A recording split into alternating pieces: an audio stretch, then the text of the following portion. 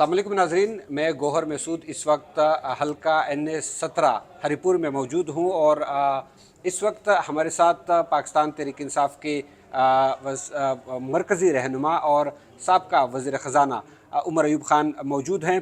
उमर अयूब के हवाले से मशहूर है कि वो इकनॉमिक्स और ख़ज़ाना के मामलात को बहुत बेहतर अंदाज में समझते हैं और एक माहिर के तौर पर जाने जाते हैं।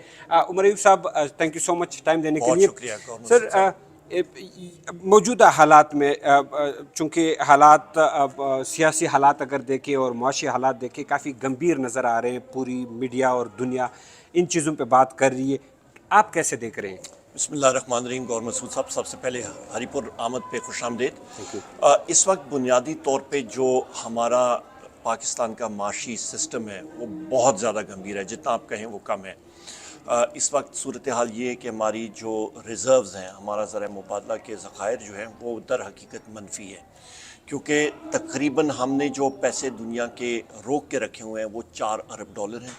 हमारे पास जो ज़ख़ीरा है वो तकरीबन $3 अरब से भी कम का है, तो लिहाजा मनफी $1 अरब हमारे इस वक्त ज़ख़ायर हैं ज़रा मुबादला के। इसके साथ साथ आपकी इंडस्ट्री तबाह बर्बाद है, आपकी सनत बंद हो चुकी है, आपकी ज़राअत ख़राब हो चुकी है। अभी आपका गंदम का क्राइसिस आने वाला है। आटा जो है आपका तकरीबन ₹150 किलो है, जो कि मार्च और अप्रैल के बाद ये तकरीबन 200-250 तक जाएगा। पेट्रोल और डीज़ल आपका ₹300 लीटर ऊपर जाएगा।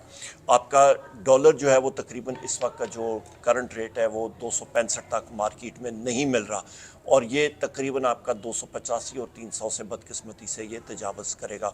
बिजली का रेट हमारे टाइम पे जो तकरीबन ₹17 यूनिट था, आज वो ₹45 यूनिट है और ये ₹85 यूनिट तक जाएगा।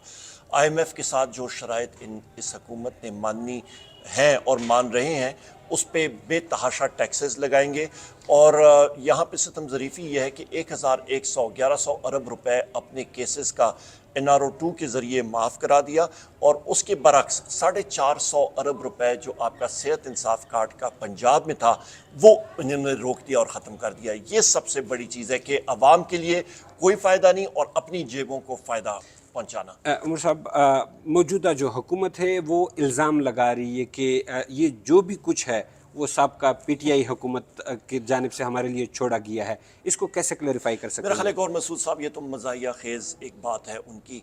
आप देखें कि पाकिस्तान तहरीक इंसाफ की हुकूमत में हमारी GDP की ग्रोथ रेट जो आके इस हुकूमत ने आके इकनॉमिक सर्वे ऑफ पाकिस्तान शाया किया पिछले बजट में, उसमें इन्होंने उस चीज़ को माना कि पाकिस्तान तहरीक इंसाफ की हुकूमत में ग्रोथ रेट मईशत की 6% थी। ना मानते ना, पर उन्होंने माना, उसको अपनाया, और ये एक हकीकत है। और इस साल मैं काफ़ी अरसे से कह रहा हूँ, 6 महीनों से, और माहिर माशियात जो हैं वो इस वक्त उस चीज़ को इंडोर्स करते हैं कि इस साल हमारी GDP ग्रोथ रेट नेगेटिव या मनफी होगी। आप मुतअद्दिद शोबे देख लें, टेक्सटाइल देख लें, स्टील, सीमेंट, हर एक शोबा देख लें, वहाँ पे बेरोज़गारी बढ़ रही है, इंडस्ट्री बंद हो रही है। ये सबसे बड़ी अहम चीज़ है। यकीनी तौर पर उमर अयूब साहब, जैसे आप बता रहे हैं, हमें सुनने को मिलता है मौजूदा हालात बहुत खौफनाक किस्म के हैं। IMF के साथ मुआहदे भी हो रहे हैं और ये मुलाकातें भी हो रही हैं। अभी इस्लामाबाद में इस हवाले से वफूद भी आए हैं। क्या लगता है कि किन शराइत पर मौजूदा हुकूमत जाकर पाकिस्तान के आने वाले दिनों में माशियत को बेहतर बना सकती है, और कहाँ पर ये गलती कर रहे हैं अब इस वक्त? देखें जी, ये टर्म्स जो नेगोशिएट कर रहे हैं और जहाँ पे इन्होंने मुल्क को पहुँचा दिया है, अभी IMF कह रहा है कि जी हम लोग खुद इन पे कोई इनकी बात पे एतबार नहीं करता। वो कहते हैं हम लोग दोस्त ममालिक से खुद बराह रास्त पूछेंगे कि आप पाकिस्तान की इमदाद के लिए तैयार हैं कि नहीं है। सऊदी अरब जैसा मुल्क जो पहले हमें बग़ैर किसी शर्त के हमें कर्जा दे देते था, हमारी हेल्प करता था, वो भी आज इस चीज़ पे मजबूर है। वो कहता है नहीं, आपकी बात हम लोग नहीं मानेंगे, हम लोग मतलब इन कंडीशनैलिटीज़ पे, इन शराइत पे हम लोग आपको कर्जा देंगे।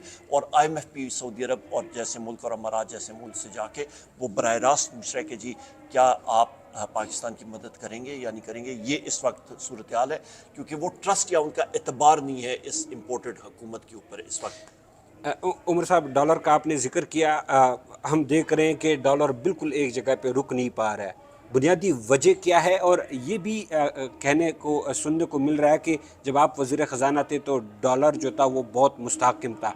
वजह क्या थी? क्या वो स्टेटमेंट गलत है? अगर गलत नहीं है तो वजह क्या थी? और मौजूदा हुकूमत के दौरान डॉलर स्टेबल क्यों नहीं हो रहा है? جس وقت میں وزیر خزانہ تھا، برائے وزیر مطبق برائے خزانہ 2003 سے لے کے 2007 تک تقریباً ڈالر کا ریٹ 60 روپے تھا۔ اس کے بعد یہ امپورٹڈ حکومت سے پہلے بھی یہ جو دو پارٹیوں کی حکومتیں آئی ہیں، انہوں نے تو بیڑا غرق کر دیا پاکستان کی معیشت کا۔ پھر پاکستان تحریک انصاف کی حکومت آئی، اس نے سپورٹ کیا، اکانومی نے گرو کیا اور ایک استقامت آ گئی ڈالر کے ریٹ میں۔ اور ڈالر کا ریٹ جو آپ کا ہے، اس کی بنیادی وجہ اس میں استحکام لانے کی وہ ہے ایکسپورٹس۔ جب تک ہماری ایکسپورٹ انڈسٹری بڑھتی نہیں ہے، ہم نے مراد دی ایکسپورٹ انڈسٹری کو، گیس میں، بجلی میں، ایگزمپشن میں، باقی چیزوں میں ہماری ایکسپورٹس بڑھنے لگی۔ بدقسمتی سے اس حکومت نے وہ سارا تباہ کر دیا۔ ایکسپورٹ انڈسٹری آج آپ کی بیٹھ گئی ہے، اور اس کی وجہ سے جس وقت آپ ایکسپورٹ نہیں کرتے ہیں تو آپ ڈالر کماتے نہیں ہیں۔ جب آپ ڈالر کماتے نہیں ہیں تو آپ کی امپورٹس بڑھتی ہیں۔ جب آپ امپورٹس بڑھاتے ہیں تو آپ کے ڈالر ملک سے باہر جاتے ہیں، اور جس وقت ڈالر ملک سے باہر جاتے ہیں اس کی مانگ زیادہ ہوتی ہے۔ جب مانگ زیادہ ہوتی ہے اس کی قیمت میں تیزی آتی ہے۔ جب قیمت میں تیزی آتی ہے تو یہ حکومت اس کو نیچے رکھنے کے لیے کوشش کرتی ہے، اور وہ کیسے رکھتی ہے کہ وہ ڈالر مارکیٹ سے خریدتی ہے، اور وہ جب مارکیٹ سے خریدتی ہے اس کے لیے اور مزید خرچہ کرنا پڑتا ہے، تو ڈالر کی قیمت اور بھی زیادہ تیز ہوتی ہے۔ یہ بنیادی اصول ہے مارکیٹ کا۔ سر، اسحاق ڈار کو ایک بہت ہی سمبولک اور بہت ایک ایسے انداز میں پیش کیا گیا، میڈیا پہ بھی ہم دیکھتے رہے ہیں کہ ایک بہت ہی اچھے معاشی ماہر کے طور پر سامنے لایا گیا۔ کیا سجیسٹ کرتے ہیں نون لیگ یا موجودہ حکومت کے پاس اس کے علاوہ بھی کوئی ایسا بہترین شخصیت ایک وزیر خزانہ ہو سکتا ہے کہ وہ معاشیت کو بہتر کر سکے گا؟ وہ سارے کارتوس چل چکے ہیں، ایک وہ پرانا 1902 کا جو کارتوس ہیں سارے کے سارے وہ چل چکے ہیں، وہ سارے ٹھوس ہو گئے۔ ابھی وہ کارتوس چلائیں تو آگے سے دھواں ہی نکلتا ہے، کوئی اور چیز نہیں۔ صحیح۔ اچھا، سیاست کی جو موجودہ سیاسی صورتحال ہے ملک کے اندر، یقینی طور پر بہت گمبھیر بتائے جا رہے ہیں۔ حکومت خود اس چیز کا اعتراف کر رہی ہے، الیکشن کی جانب بھی اسی بنیاد پہ وہ کہہ رہے ہیں کہ ہم نہیں بڑھ رہے ہیں۔ یہ الزام لگا رہی ہے کہ پی ٹی آئی ہمارے ساتھ اس معاملات میں ساتھ نہیں دے رہی ہے۔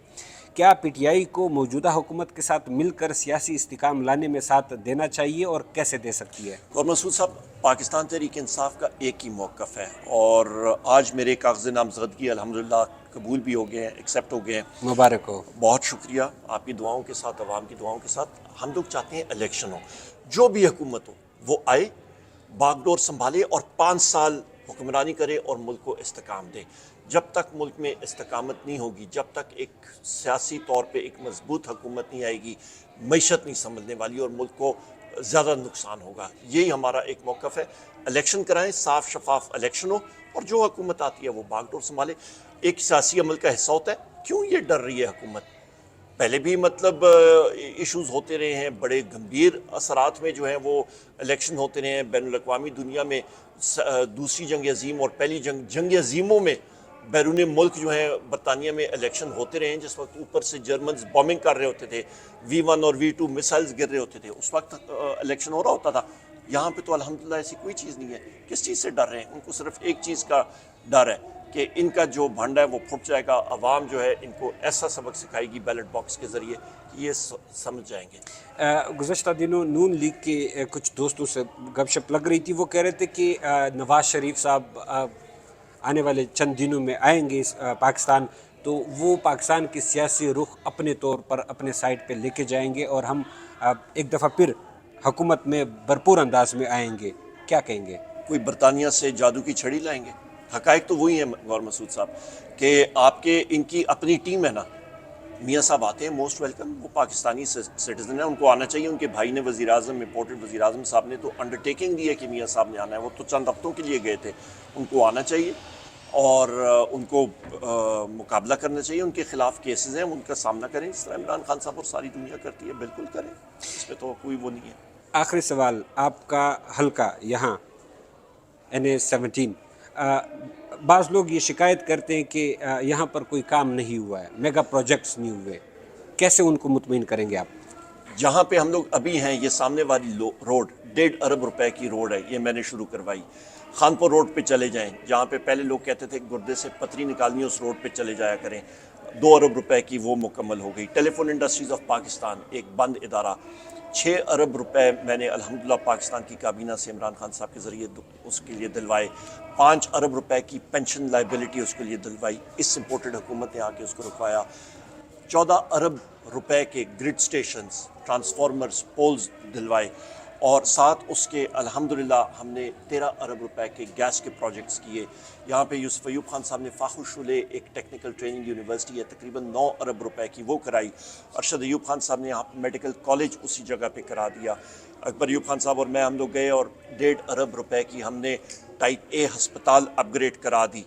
तो ये मेगा प्रोजेक्ट्स नहीं है और क्या है। गाजी का 2 अरब रुपए का रोड करा दिया। मुतअद्दिद रोड्स के प्रोजेक्ट्स अरबों रुपए के अल्हम्दुलिल्लाह हमने करा दिए।